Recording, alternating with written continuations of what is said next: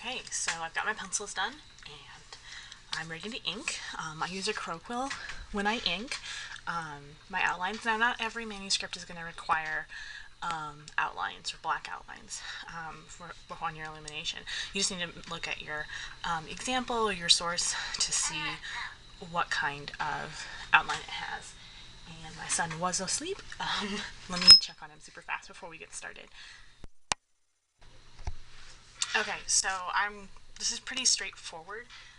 So I'm not gonna talk through the whole thing, which means I get to speed up the video. But I mean, it's pretty simple, just the basic concept. You know, you load your pen, and I always make a few lines on the paper towel that sits under my ink, just to make sure that I don't have too much, because I don't want to put my pen to paper and then have a big blot. And then just pick a spot to start. I generally like to move down the page, but I don't always follow that rule. So here we go.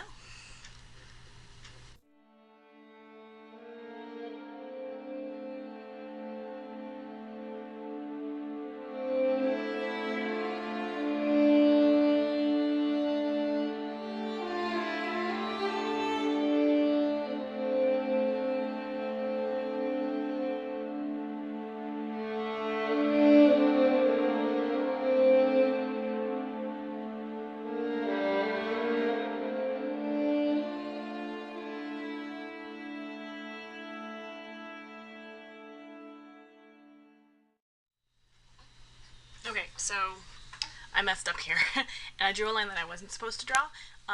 In Perg, there's a real easy fix for this. In Bristol, not so much. So, but there's a lot of paint right there and some white work, so hopefully we'll be able to hide that later.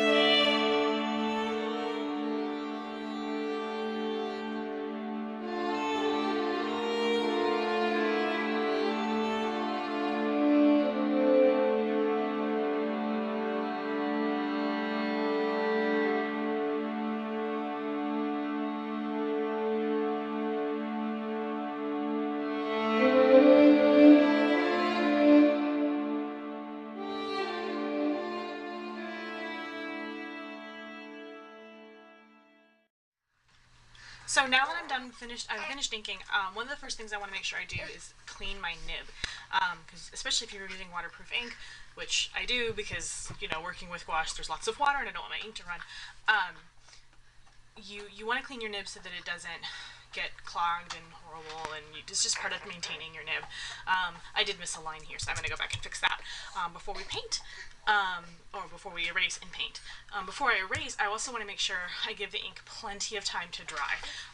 You only have to do it once, you know, erasing and smear your ink before you go, oh no, I'm going to like wait a solid while. I generally give it at least an hour, but I'm paranoid about that. It probably dries a lot faster than that. So yeah, and so when we come back, this will all be erased and ready to paint.